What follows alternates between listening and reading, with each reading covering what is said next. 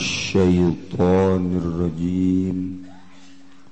Bismillahirrahmanirrahim. Wa yahuddur raqiqa sayyiduhu lan ngahad ing raqiq sayyiduhu sapa gustine raqiq awil imamu atawa imam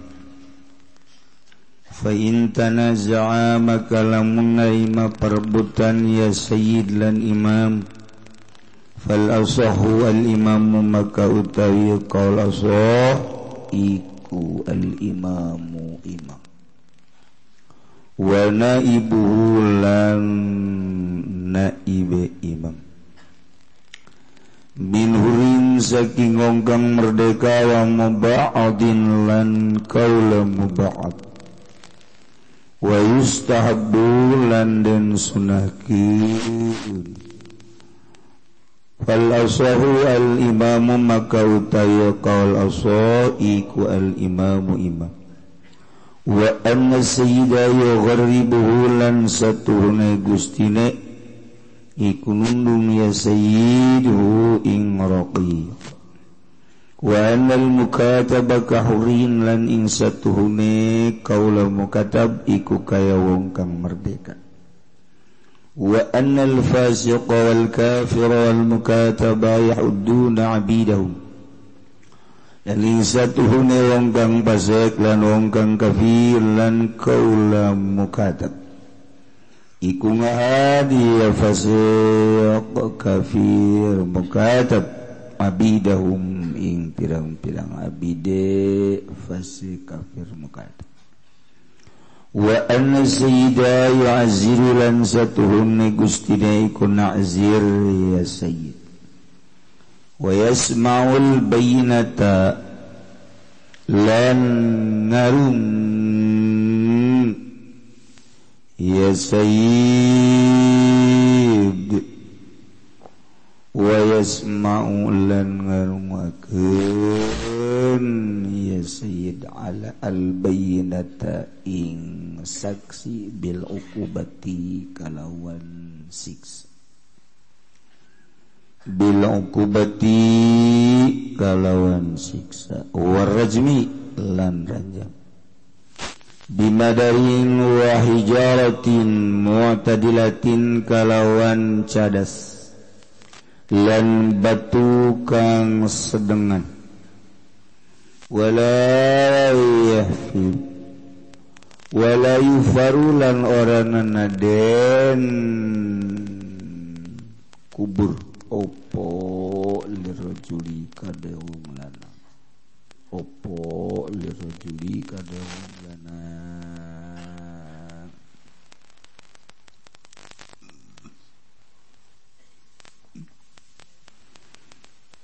sadajan raskeun pangaosan urang bacakeun heula Fatihah ka hiji Ibu Hajah Sarmani binti Haji Siat Atma Wijaya binti marhumah Hajah Aminah binti Jahamin Cilongok Daud ahli kubur tua saya di sebatan Haji Somad bin Kateng Haji Satar binti Hajah Siti Aisyah binti kemudian gitu Sinang bin Sarmala Kampung Gintung Pasirawi Sumo semoga Pring Sewu Jogja almarhumah Resmiati binti Sumari Ismanto di Salah 3 Jawa Tengah terakhir dari keluarga tokoh Mas Tabrani Haji Husaini Tangerang. Al-Fatihah. Bismillahirrahmanirrahim. Alhamdulillahirabbil alamin. Ar-Rahmanir-Rahim Maliki Yaumiddin.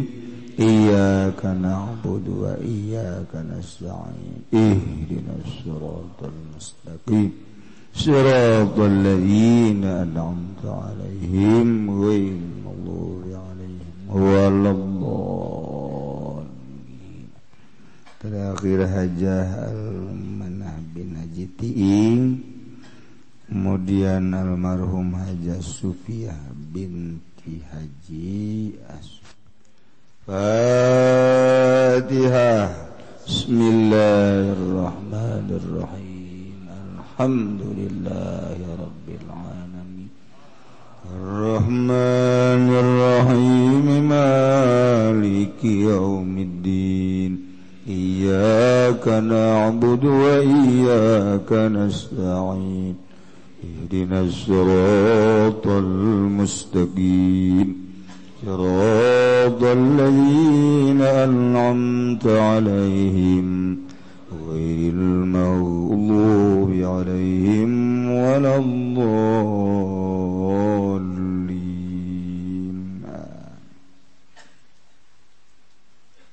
Para jamaah kaum muslimin wal muslimat rahimakumullah. Urang masih keneh ngabahas tentang zina. Berikut sanksi-sanksina baik had ataupun rajam. Manusia hirup di dunia anu merdeka cara urang. Aya anu teu merdeka, budak iya deroki abik, tapi kuari tinggal cerita ngaran roki ngaran abid amat sebab peperangan nage motif perang nages berbeda. Ayana abid ayana amat timbul tina hasil peperangan negara Islam perang jeung kafir. Orang-orang muslim perang jeung orang-orang kafir. Ketika kafir eleh jeung selalu biasana eleh. Walaupun cek Kangjeng Nabi al-qitalu sijalu, perang adalah kalah menang, tergantung kekuatan jeung keyakinan. Nomor hiji dina ngalaksanakeun perang mah Islam mah adalah memerlukan keyakinan. Adapun alat-alat perang perlu cuman di nomor 2. Nomor kahiji yakin. Urang ibadah ke Allah teh perlu yakin. Yakin eta aya 3 ilmu yakin, hakul yakin, ainul yakin. Ilmu yakin, ainul yakin, hakul yakin. Kurang boro-boro datang ke ainul yakin, datang ke hakul yakin, ilmu yakin ge encan aya. Sebab tidak ngararaji. Ilmu tidak ngaji moal boga ilmu yakin. Ngan sakadar nyontok kabatur. Urang ngalalaga jelema nu teu yakin mah babari. Ki Zaid ngala wudu. Jasa didelegeun ku urang ngala wuduna. Beres atawa keur mejeuna kaleungeun nyana. Tegor ku urang. Heh. Ngala wudu kos kitu. Anggo dah. Siapa kabeungeut teurak karak kaleungeun nanaonna leungeun heula karak beungeut. Cih. Jahing menelekeun batur teu beungeut heula karak leungeun. Atuh sia menelekeun doang ngaji. Ngaji atuh. Eta nu sok beungeut teu jahal juleungeun eta teh nyonto cara sia gitu teh aslina mah leungeun heula karak beungeut tas beungeut suku aju ka sirah. Eta kos kitu wudu mah deuleu hadisna. Ji bener teh udah sembarangan. Jadi aja guru kumaha tuh robah ku sia. Mun hayang bener sia menang ridho Allah. Leungeun heula karak beungeut aju suku aju sirah tuturkeun aing. Ji hadena ge aya mamang makana. Aing teh ya osok neuleuh-neuleukeun wudu besi salah. Ayo leungeun heula. Atuh hadena bae leungeun heula. Ayo karak beungeut. Geus beungeut suku karak sirah. Beres. Alhamdulillah aing mun usia mah nu ngabenerkeun. Makana aing geus diutus ku Allah tita ngabener-benerkeun jelema. Tah eta jelema anu ngarobah tadi geus bener, kada teu bener eta hareup teu boga yakin. Gitu ngaji mah moal boga yakin kejeun ku kumaha ge. Endahan alhamdulillah. Endahan alhamdulillah ngan hadena aya sia ka aing ka sia lah deuk mau bakakak aing. Sebab aing hatur nuhun jasa aya sia masyaallah mun teu kitu mah atuh aing meureunanan ka neraka. Waduh hadena aya sia teu dilalaga kalalaga. Teu boga ilmu yakin ngaranna. Oh. Eta keur carita wudu. Kuari keur carita akidah. Aisyah bangunna ieu ngaji teu pararugu. Sok kasah jangan. Lah aing mah daek ngaji teu daek henteu. Lain kitu, aing mah deuk nanya bae sebab hirup urang kan aya dunia aya akhirat. Di akhirat supaya anu tanggung jawab. Emang saya nyembah ka sa? Tu ka Allah. Haji aya nabi akhir zaman sa. Tu Kangjeng Nabi Muhammad. Caksa eta sia. Eta bae yang ngadengekeun ceramah-ceramah ki Pudoli.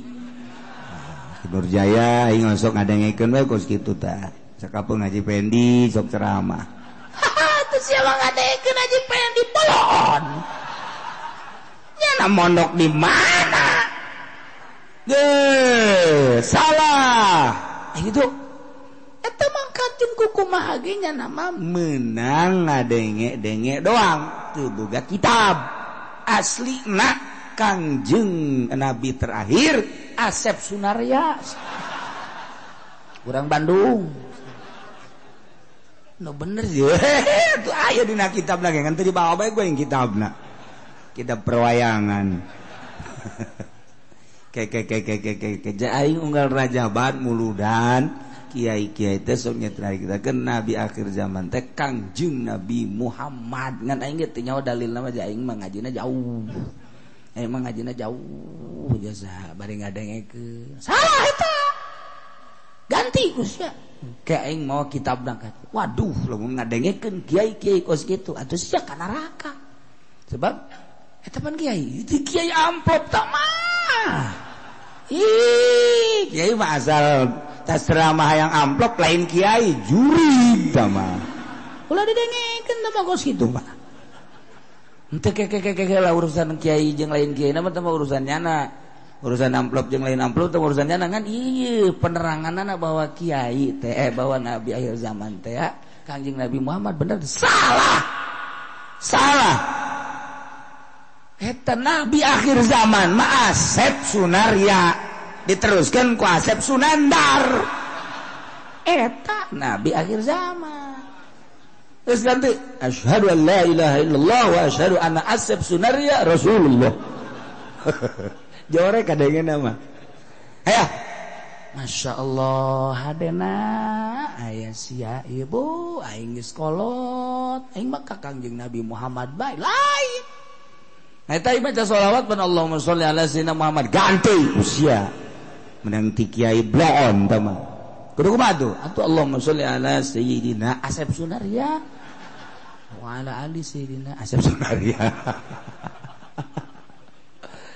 ye nuhun atuh kitu mah aduh aing ngadena ya sia masyaallah nuhun ka aing dikaji ka makan geus ulanan ulah ka kapangi jeung asa sunar ya aing bae ulanan sia guguru ka aing ke geus mantep kayakin ku aing diajak ka Bandung hirup keneh ya tuh neangan mah nu hirup bari tah aja robah tah eta ngaranna can boga ilmu yakin can boga ilmu yakin eta nu kos kitu kakarak dina ilmu bae geus ngagelok ulah diajakan perang teman nu kos kitu mah ngagelok ujianana perang mah melalui keyakinan etik di zaman memperjuangkan negara Republik Indonesia kemudian maju ke hareup begitu kesergap ku Belanda tahan tewak progresi ku Belanda lalaunan dengan kepiawaian Belanda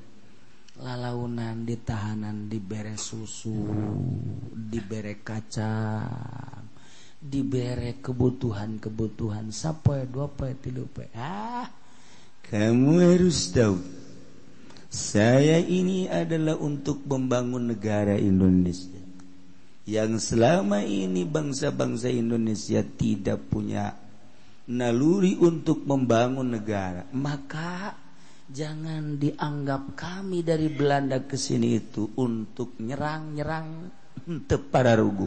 Apa itu henteu pararugu? Ya, yang jelas kamu ikut dengan kami berjuang memperjuangkan Republik Indonesia, memperjuangkan negara Indonesia untuk kita bangun. Sebelum ada kami tidak ada jalan. Sebelum ada kami tidak ada jalan kereta. Sebelum ada kami tidak ada lapangan-lapangan di depan kecamatan. Dengan demikian kami ini ingin membangun negara Indonesia. Nah, kasih tahu rakyat tuh susu semaunya kamu ke sana, bawa untuk rakyat. Kalau kurang nanti ke sini lagi. Perlu beras ada di sini, perlu gula ada di sini. Kami telah menyiapkan untuk kemakmuran bangsa. Ya, kamu saya utus untuk rakyat. Oh iya. Dicuci heula otakna ku Belanda. Nyana tercuci otakna, belok ke Belanda. Lain memperjuangkan bangsa jeung negara Republik Indonesia, nyana malah milu ke Belanda. Teu boga kayakinan tanu kos kitu.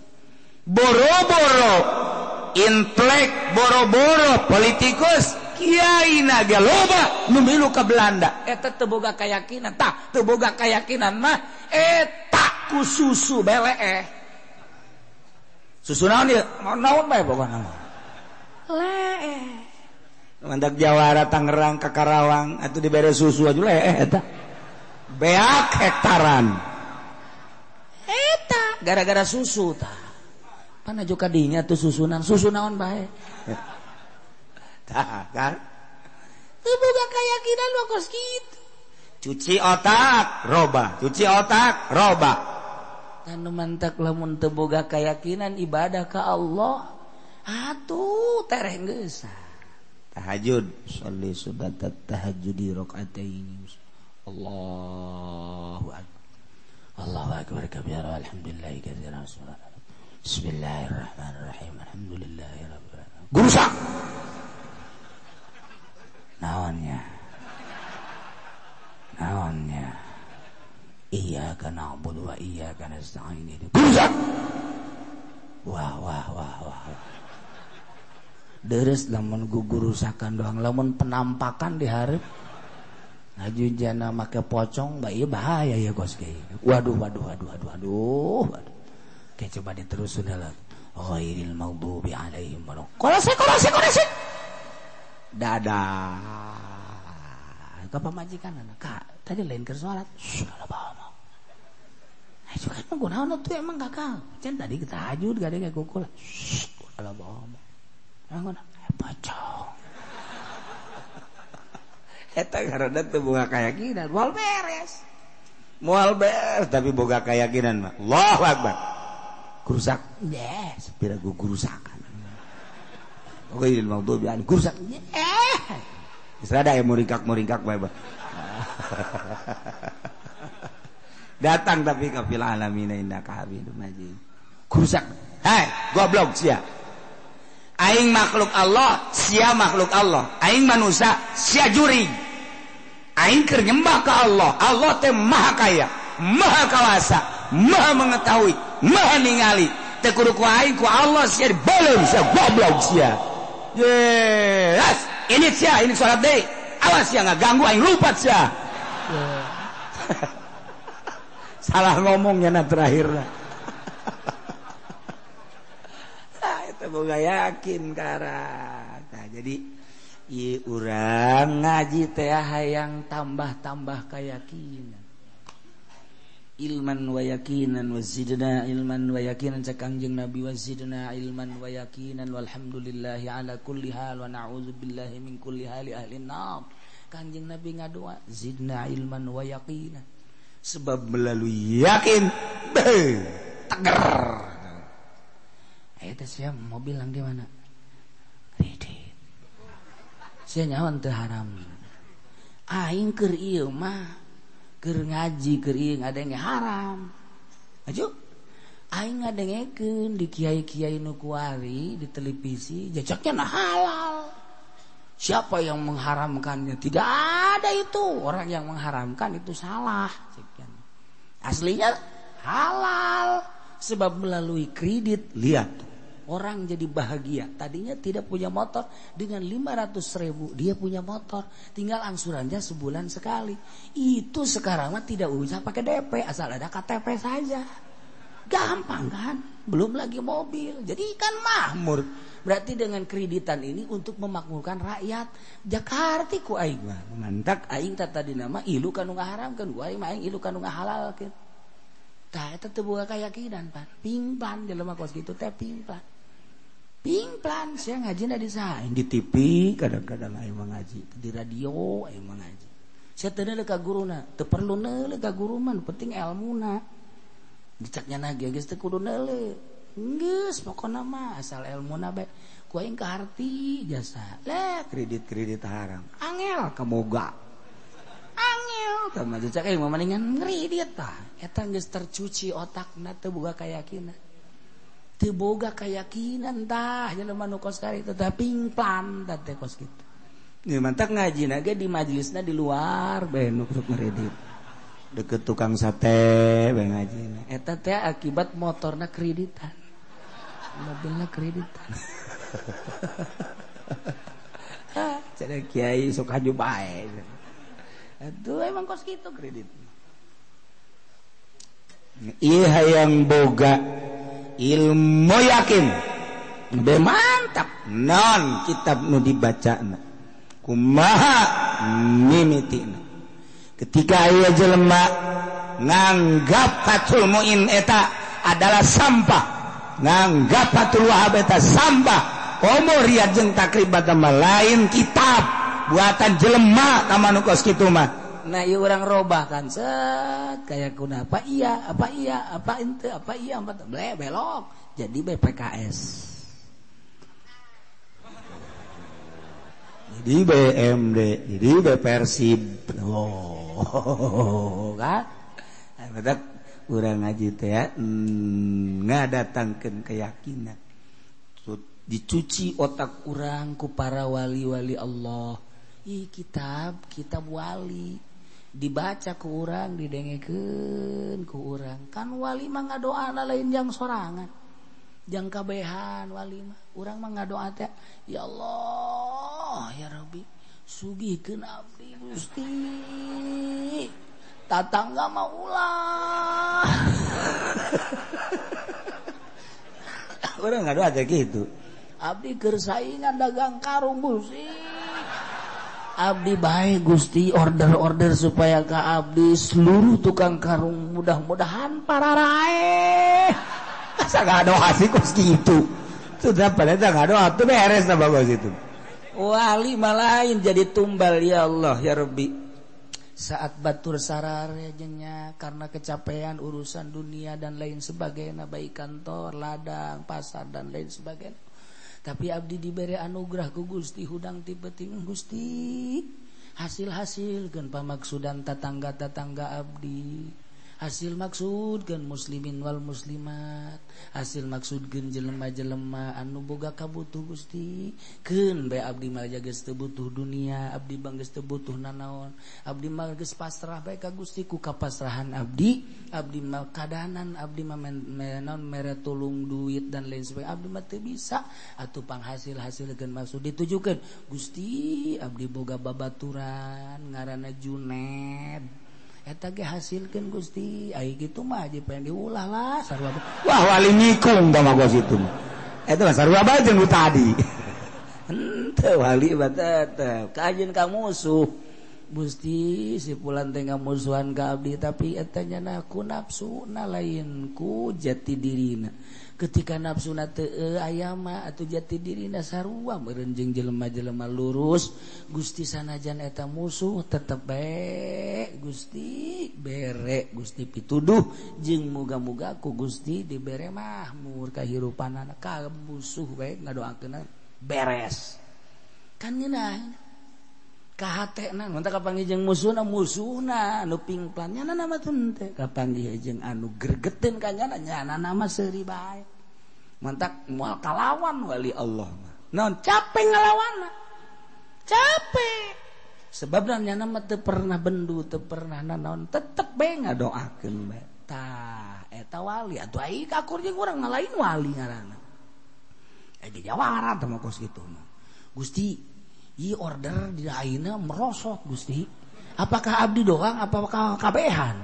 Lamun abdi doang masalah geus, tapi lamun kabehan betapa tidak jujurnya Gusti. Bawa budak ka Gusti jebutkeun teu jujur. Di ku galedeg sia isukan wae. Aing ngutus galedeg. Hese teh anu yakin. Salat, wudu, haji, udang teu penting. Lamun urang teu boga yakin moal hudak. Urang kakarage sare teh setengah jam haju hudang kadorong ku hayang kieu.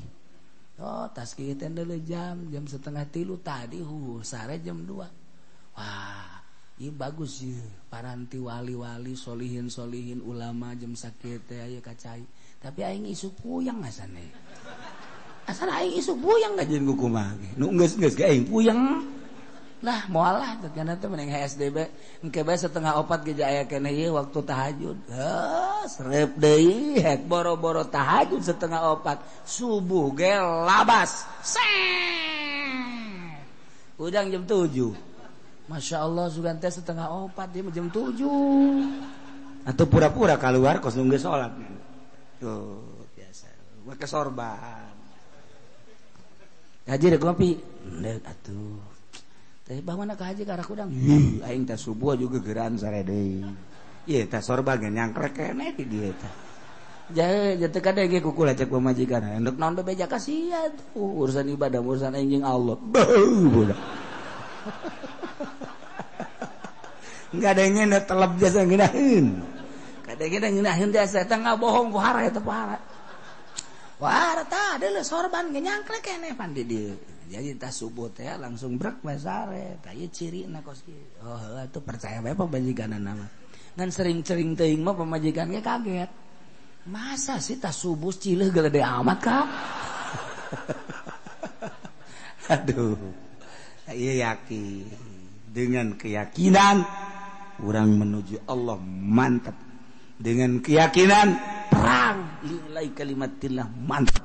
Dengan keyakinan melaksanakan sesuatu dengan mantap, yakin? Yes, saya yakin. Masya Allah. Nah, iya, nomor deka ayah abid budak belian, budak tawanan perang. Ari kuari makan lain urang. Perang jeung kafir motifna endek ngaislamkeun. Perang-perang nu kuari dibuat ku Amerika. Urang dibuat kewalahan.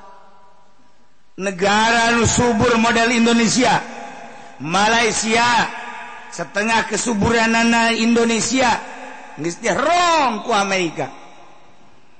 Nu mantak Amerika ngagempur Baghdad, Amerika ngagempur Suriah, Amerika nggak gembur Yaman, emang kumaha? kabitaeun ku Indonesia teh negara subur-subur teuing cek Amerika. Hayang dangder melak segede jempol keluar dangder segede bitis. Puyang Amerika, bisa gitu tanah hebat amat. Ya Allah. Melakui cap keluar sobade hulu orok. Bane oge hulu orok deh. Di hebatnya saya teh Indonesia, mata kersepeun Amerika teh kan negara Indonesia ku kasuburanana.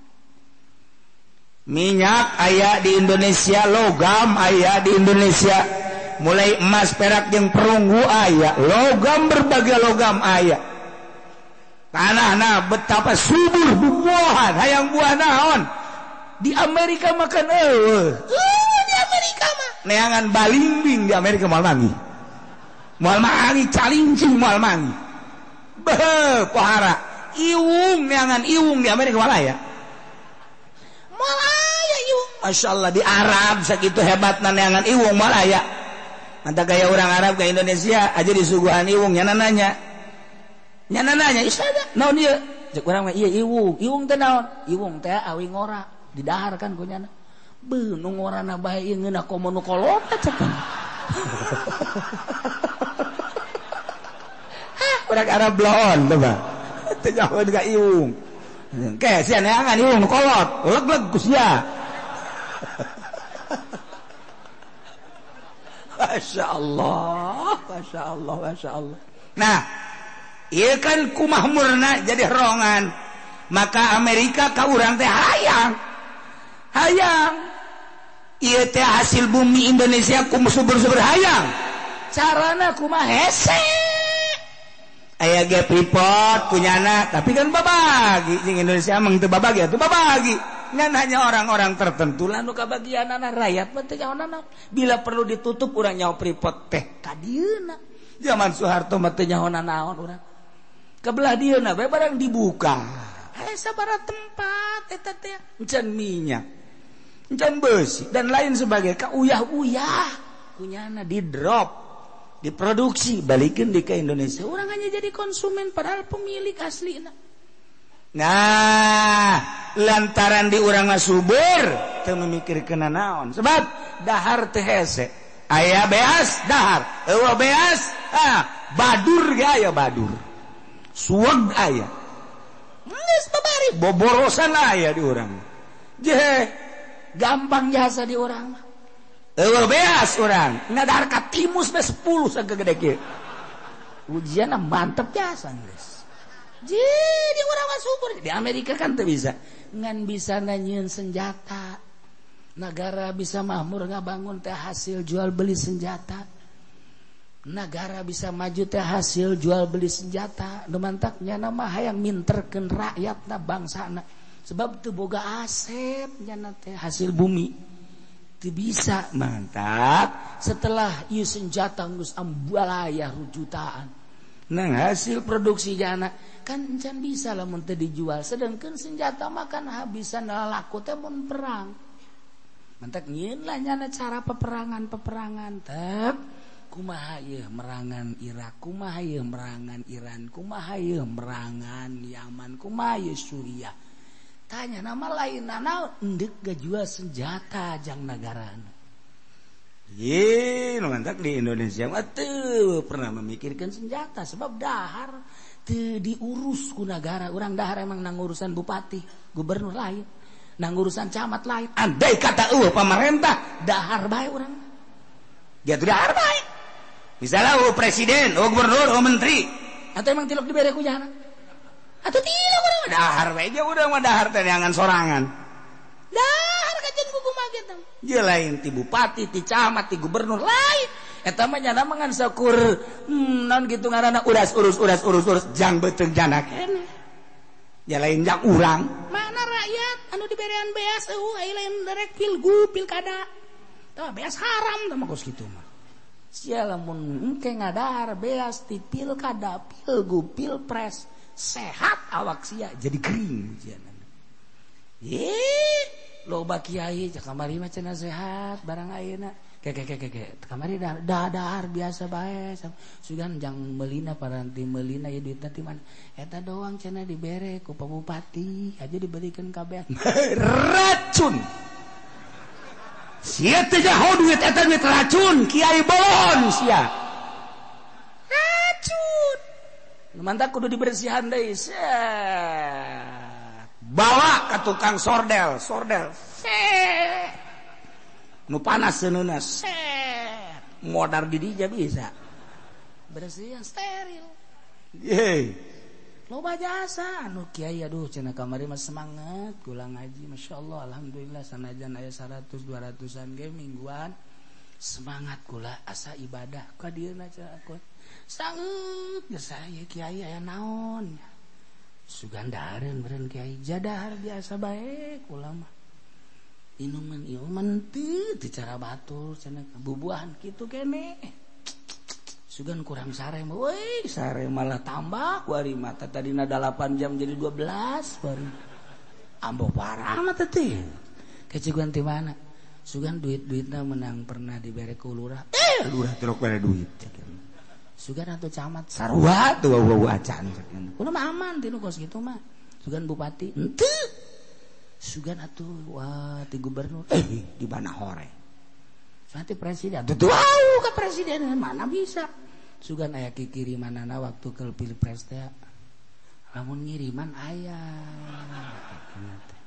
eta meureun titimna sabaraha duit aya bangsa 5 juta nya 10 juta aju atuh didahar aju kuari kumaha iya cembur yang baik kuarita balahkan lain abdi bae pamajikan anak maruriang eta duit 10 juta berikan kan non kabeas kaju kalalau kabe di dahar dah teh nyaho eta kiai eta teh racun kos kitu teh emrin teh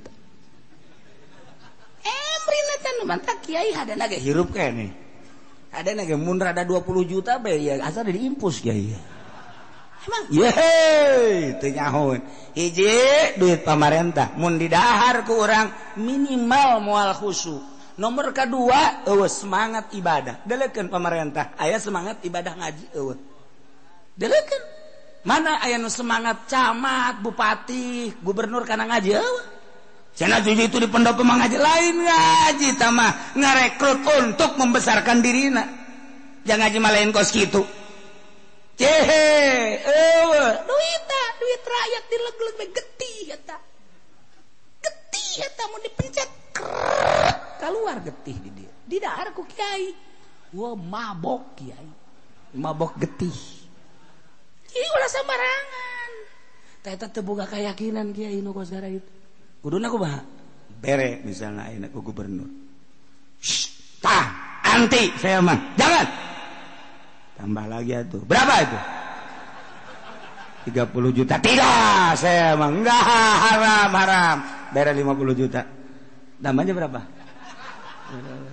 10 lagi dah tolol tahan aduh tawar berapa eta kos itu tuh supaya yakin mantepkeun diri urang ka Allah ilmuna nu asli-asli ka Allah moal kebal hirup di alam dunia jang naon boga mobil jang naon imah bagus ai isukna bakal ditinggalkeun urangna diproses ku Gusti Allah deureus nu halal-halalna ieu lamun campur-campur nu kana itu tah hayang sadar datang ka dinya hese lain hese deh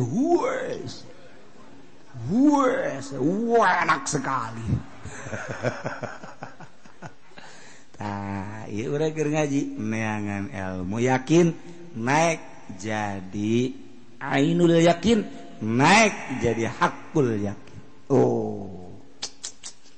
urang ngandelkeun ilmu teu yakin mah pingpan tapi ketika geus boga ilmu yakin rada deres ketika orang neruskeun tina ilmu yakin kuari hayang datang ka ainul yakin hijab ku urang teh mah hoja di perangan aya cara-cara nah di ilmu tasawuf urang dibere anugerah ku Gusti Allah tek datang ka ainul yakin masyaallah dibere lazat ibadah ngeunah lamun urang terus naikkeun deui kana hakul yakin tak prosesnya sebulan 2 bulan 1 tahun 2 tahun diperangan sesuai jeung metodena datang orang ka hakul yakin plak Baitullah kadeuleu Lauhil Mahfuz kadeuleu jelema anu datang kadeuleu antina leumpangna kiceupna kadeuleu asal geus bangsa murungkut bae datang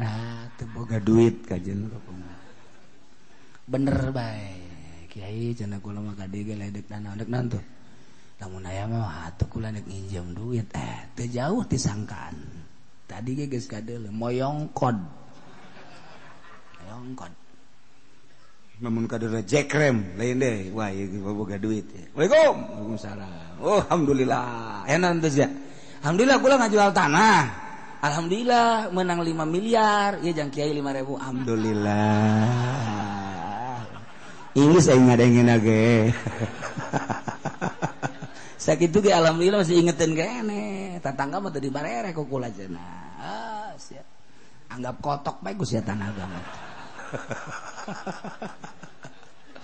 Nah, lamun perlente tuh necis. Rambutna rapih, make minyak rambut, ieu ngejeripit kabeh. Oh, ieu keur kasmaran. Keur kasmaran ieu pasti boga nu ngora kajen kuku mah. Tebak kajen kuku. Katebak bae bener.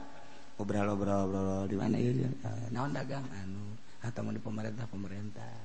Kumaha pamajikan dieu mah alhamdulillah alhamdulillah. Anak alhamdulillah ngan eta cenah mulai aya nu marah bae anak ka kula. Cenah mun kunaon ieu? Nyaho tah anak, marah pamajikan kadang-kadang marah yakin. Carang balik meureun aya teu balikna emang sih sageuna teh kadang-kadang teu balik sageuna emang sokna mana teu balik lah babaturan ngajak ka curug sageuna teh emang curug aya naon lah ulah loba omong Kiai hampura bae kuring mah Kiai mah doakeun bae kula boga nu ngora tuh kita tadi geus katebak wae sia geus katebak guys diuk deui jelema tamu Waalaikumsalam kita ngadahar kue embung, kita ngadahar kita tadi kayak kanyawan budak nyeri huntu kajian kuku mage. Geus kikian bae sih ti jauh kere geus kieu. Bener bae kita dahar kue embung nginum embung naon kebal sia teh dek nginum kunaon ieu cenah kieu ade nyeri huntu puguh bener. Eta asal lae kikian lagi nyeri huntu cenah. Aja marahan bae. Kanyahoan. Blak ku Allah dikanyahokeun dikanya bere nyaho. Lamun urang geus datang ka hakul yakin. Lamun Syekh Nawawi jeung Habib Utsman keur carita Baitullah, keur carita mimbar, cek Habib Utsman ka dieu, cek Syekh Nawawi kurang ka dieu kurang iblat. Ribut Syekh Nawawi seuri bae. Kulantaran ribut nyaritakeun palak, ku Syekh Nawawi diajak ka masjid ka mimbar, tek bae. Tepak doang mimbar, plek di leuwih Baitullah. Ka Habib Utsman ka dieu, masyaallah. Langsung ditangkap kadilian Baitullah lamun Mbah Bolong di situ pan di Surabaya teh eta ge sarua kapan di bolongan mimbar lantaran ribut toko-toko jeung kiai di bolongan ku Mbah Bolong seta bolongan diintip Baitullah kadeuleu di bolongan make peso doang kadeuleu Baitullah ya Allah bener ya kurang kade dibenerkeun deui ya Allah mandak coba ge datang ka imah urang hayang urang bolongan ku urang mimbar Tara Haji Pendi pernah di bolongan mimbar diintip si mbak keur ngising kadeuleu ya Allah boleh sembarangan ngabolongan aduh di mimbar masjid si mbak tuh si mbak nongeng deui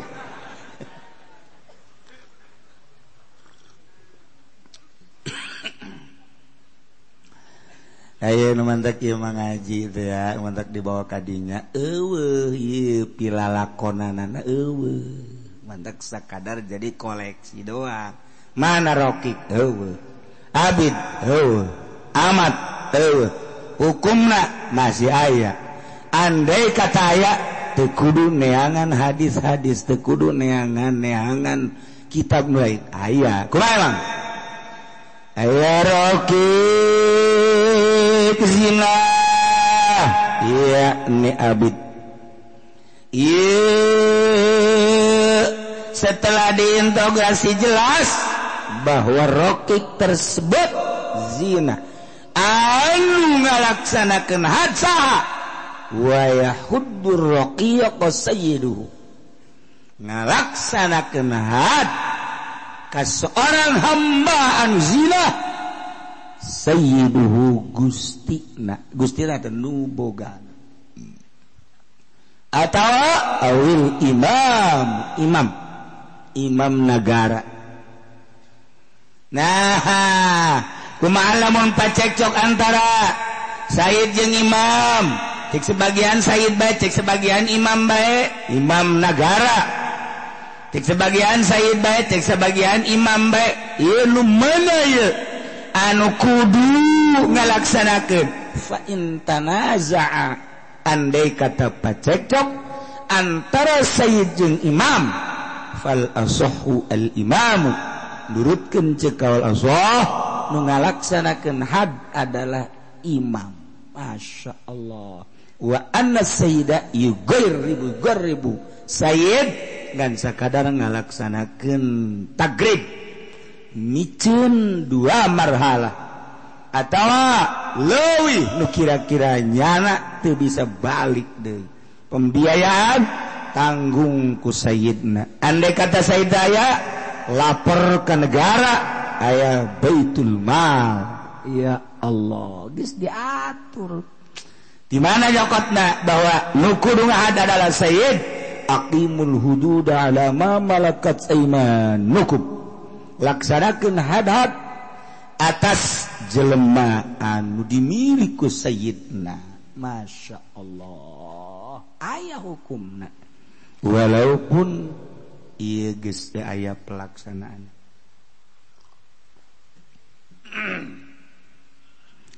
Wala mukatabaka hurin sanyana kafir muka kaula mukatab kas jelema nu merdeka bae artina kafir mukatab kafir anu mayar cicilan ketika abid membayar cicilan ketika abid mukatab bayar cicilan hayang merdeka per tahun per bulan 1 juta 12 juta setahun merdeka kuari dalam jaraknya nate waktu bayar cicilan sebulan 2 bulan 3 bulan 6 bulan nyana masih status kaula mukatab zina kuari eta kahurin kos jelema nu merdeka bae dina pada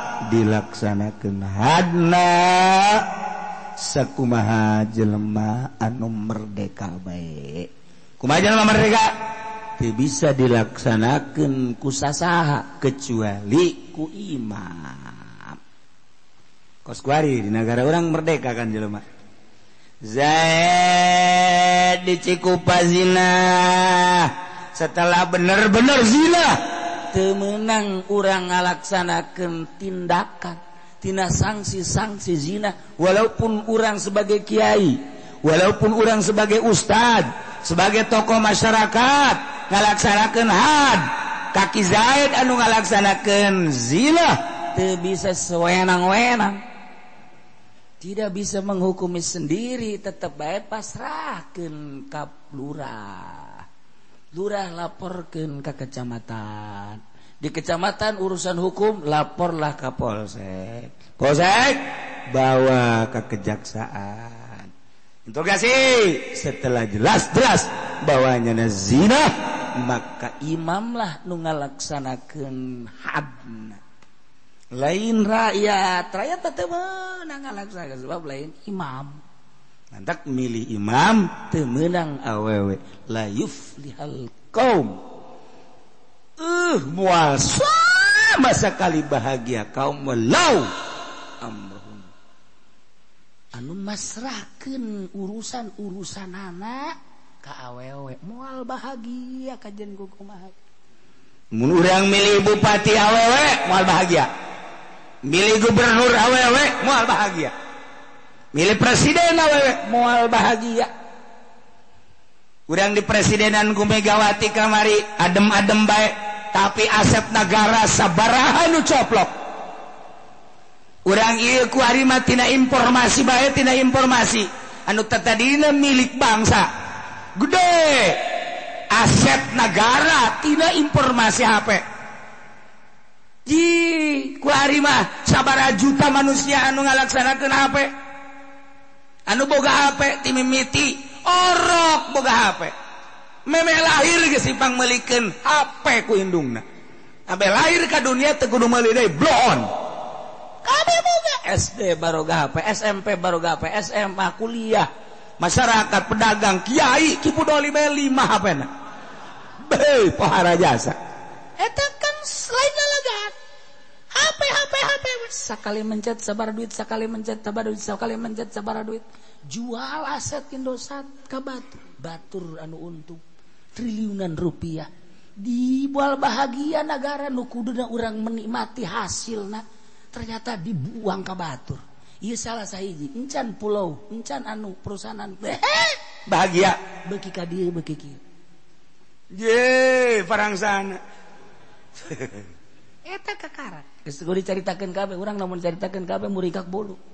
Deres murikak bulu punduk nu ieu. Murikak bulu nu handap cilaka pan.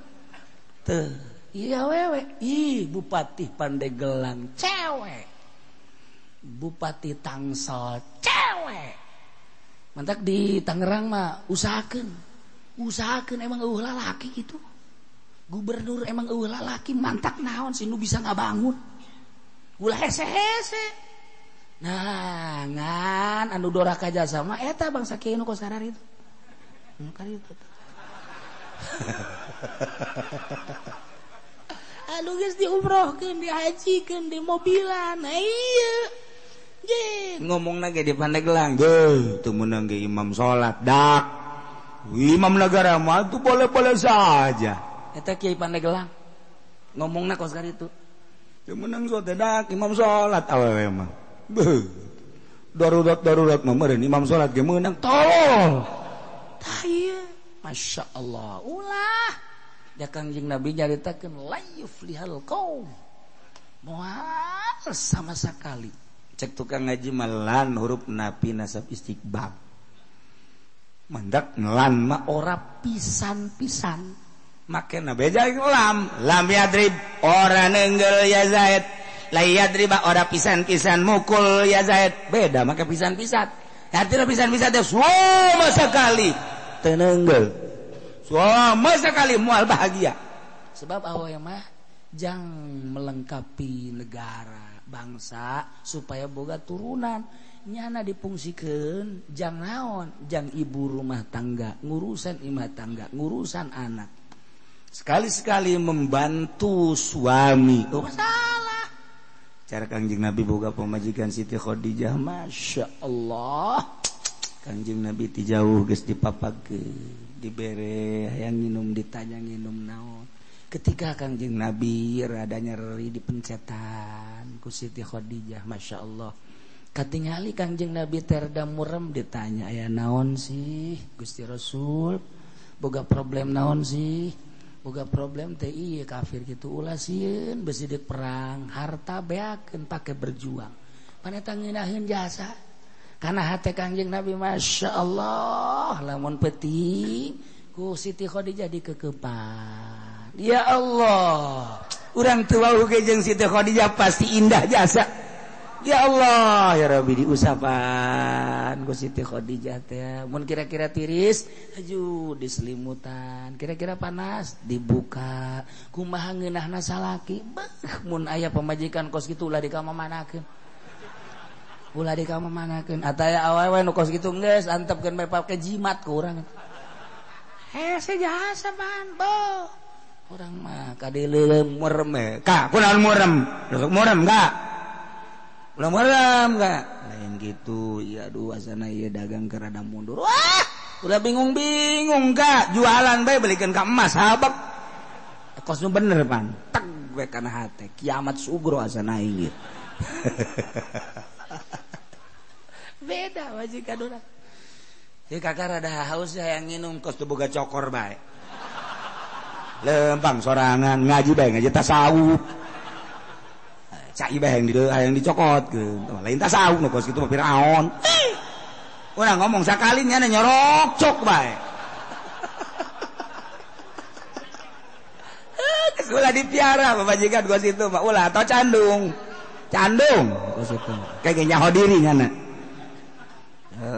nyandung aing lah pokona kuna emang kakak yang nyandung bongan sia nyerebek bae ngomong dengan ngeunahkeun ka aing kadanan secara Siti Khadijah mah dak begitu maot Siti Khadijah si Kangjeng Nabi nikah ka Siti Aisyah Kangjeng Nabi sok Khadijah masyaallah terbayangnya geli Siti Khadijahnya bagernya bela ka Kangjeng Nabi setiap aya problem terpecahkan jeung pamajikan Khadijah sugan teh mah Aisyah ditukang teh ka Siti Aisyah Khadijah cek Siti Aisyah yo cek Siti Aisyah kuari mah Khadijah mah geus emang awe mah kos gitu capetang jasa teh Siti Aisyah Khadijah emang nya hirup keneh nya nama kuari mah gantina Aisyah cek Kangjeng Nabi dasar awewe cekeun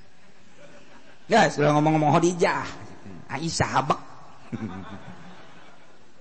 ya Allah teh Kangjeng Nabi pahara terhibur dua anu sangat ngahibur ka Kangjeng Nabi hiji Siti Khadijah bela na pohara servis terhadap Kangjeng Nabi anu optimal sehingga mandeg berjuang nomor kedua Siti Aisyah kunaon Siti Aisyah nu mandeg pake karesep nu ngalamarkeun Kangjeng Nabi ka Siti Aisyah langsung Gusti Allah lain sembarangan langsung Gusti Allah nu ngalamarkeun anak dibere foto ku Gusti Allah langsung ti Gusti Allah melalui malaikat Jibril ya cek malaikat Jibril ti Gusti Allah tak ieu kawin ieu ditingali Siti Aisyah begitu ditingali ku Kangjeng Nabi Siti Aisyah na keur muriang tas geureun panas buukan botak ji cek Kangjeng Nabi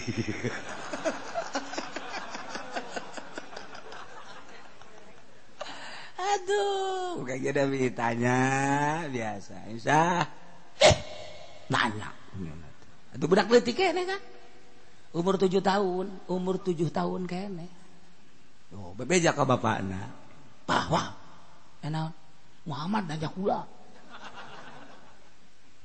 cak bapak dan tepan bapakna geus nyahueun bahwa Kangjeng Nabi geus dititah ngalamar Siti Aisyah ku Allah bunga jasa kan bapak nama jadi bebeja ditanyakan ku Kangjeng Nabi Muhammad nanya kula sembarangan bae seri wis Abu Bakar menang 2 poe kita mau roti ku Abu Bakar Aisyah dia bawa ka ditu ka Kangjeng Nabi Muhammad di kamari nanya kula cenah itu dah ka ditu atuh ditanya deh ini bawa bae ka ditu niatna sing ikhlas bae tuh tanya bawa Assalamualaikum dia kula mawa ieu tisah itu teh apa dia keula Aisyah bom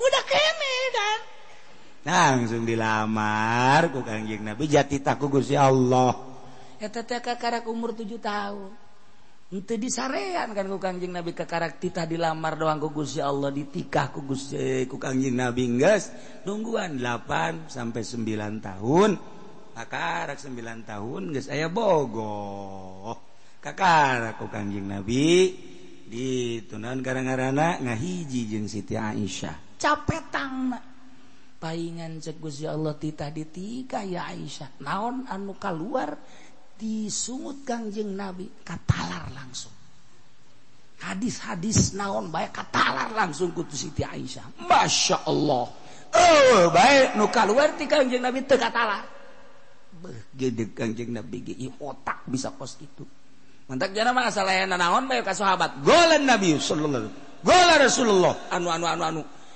eta hadis kabeh katalar ku Siti Aisyah pan pamajikan urang mah geus dadat-dadat ge ya kan arkanul wudu sittatun utai pirang-pirang rukun wudu ikun 6 ayo baca arkanul wudu sab'atun sittatun tatun arkanul wudu sittatun utawi pirang-pirang rukun wudu iku 10 ih mau budak hese teh apa udah mah kos gitu geus balik arak bisa teh pirang-pirang rukun wudu iku sittatun 6 gas balik ieu mah balik nyana ju bebejak ka dulurna we rukun wudu orenganan aya 7 sakana aya mah puyang beda jeung Siti Aisyah ya Allah otakna bohara walal fasiq wal kafir wal mukataba yahuduna bidahum sayana jelema fasik jelema kafir mukatab andai kata boga abid nazina berhak untuk melaksanakan had zaid fasik asik eta khuruj anda taat nyana loba maksiat teu pernah taat fasik jelema eta andai kata boga abid khalid zina atuh masalah kafir boga abidna zina had kaula mukatab lantaran nyana geus bayar cicilan separo berarti separo harga aya di dirina maka andai kata nyana meuli abidna zina bisa dihad wa anna sayyida yu'azziru sayyid berhak untuk na'zir wa yasma'ul bayyina wallahu a'lam bissawab. Allahumma shalli wa sallim ala sayyidina Muhammadin fil awwalin wal akhirin wa barik wa sallim wa radiyallahu ta'ala an sadatina ashabi sayyidina Rasulillah ajma'in. Ya Allah ya Rabbal Alamin Allahumma hdina siratal mustaqim Allahumma hdina siratal mustaqim Allahumma hdina siratal mustaqim siratal ladzina an'amta 'alaihim minan nabiyyin was-siddiqin wasyuhada'i was-shalihin wa hasuna ulaika rafiqa dzalikal fadlu minallahi wa kafa billahi alima wa salli wa sallim ala jami'il anbiya'i wal mursalin.